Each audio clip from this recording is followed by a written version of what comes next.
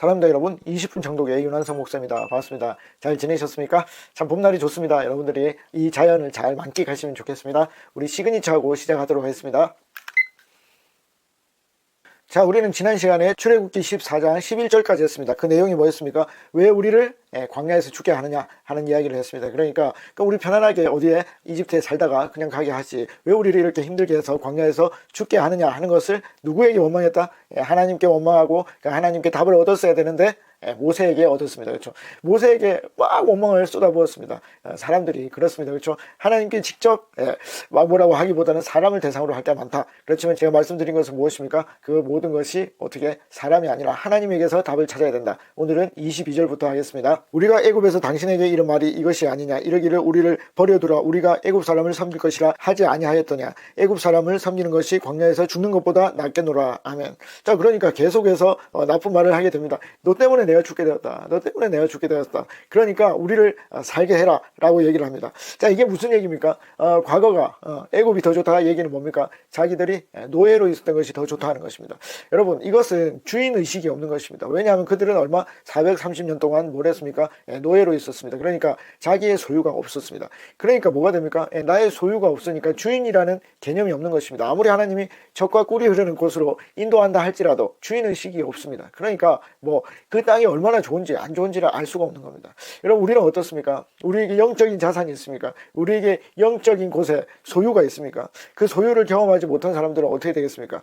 이것이 뭔지를 모릅니다. 그러니까 왜 우리를 이렇게 끄집어내느냐? 그냥 원래대로 있게 해달라고 하는 것입니다. 그러니까 복음을 전할 때 내가 왜 하나님을 믿어야 되느냐? 왜 내가 영적인 소유를 경험해야 되느냐? 나는 아직 모르는데 그래서 전도하기 어려운 것입니다. 그러나 만약 한 번이라도 그 젖과 꿀이 흐르는 것을 경험하게 되면 어떻게 되겠습니까? 그 소유를 이렇게 버리기가 굉장히 힘이 듭니다. 그래서 영적으로 한번 이 주인의식을 가진 사람은, 진짜 경험한 사람은 죄에 쉽게 휘둘리지 않습니다. 왜냐하면 그 죄로 인해서 내가 이 소유함을 빼앗기기 때문입니다. 그래서 한번 생각해 보는 겁니다. 나는 진짜 하나님에 대한 소유를 알고 있는가? 영적인 소유를 알고 있는가? 아니면 그냥 과거의 노예로 살고 있는가? 죄의 노예로 살고 있는가? 여러분들이 보시면 좋겠습니다. 자, 13절입니다. 모세가 백성에게 이르되 너희는 두려워하지 말고 가만히 서서 여호와께서 오늘 너희에게 위하여 행하시는 구원을 보라. 너희가 오늘 본 애굽 사람을 영원히 다시 보지 아니하리라.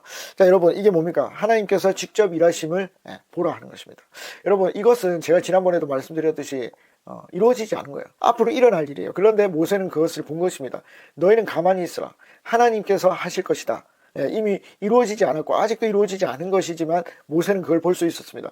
여러분, 근데 여기에서 중요한 게 있습니다. 여러분, 하나님께서 너희는 가만히 있으라. 내가 너희에게 구원을 베풀 것이다. 이 말을 들으려면 어떻게 됩니까?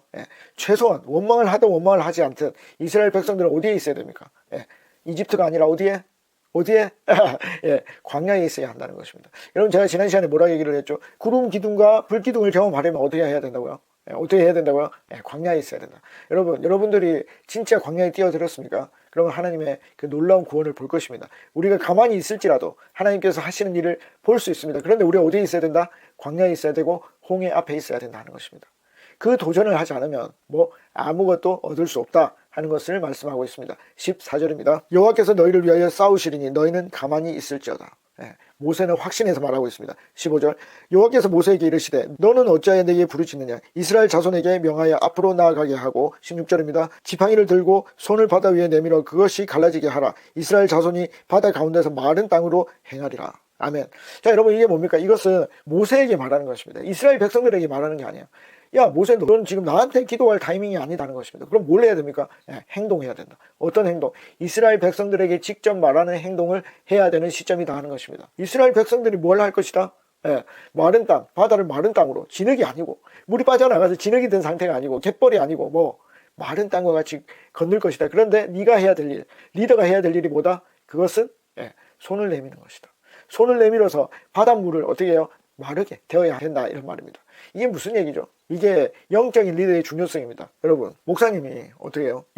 목사님 아니라도 주의 영적인 지도자가 너무나 노말한 일을 하는 거예요.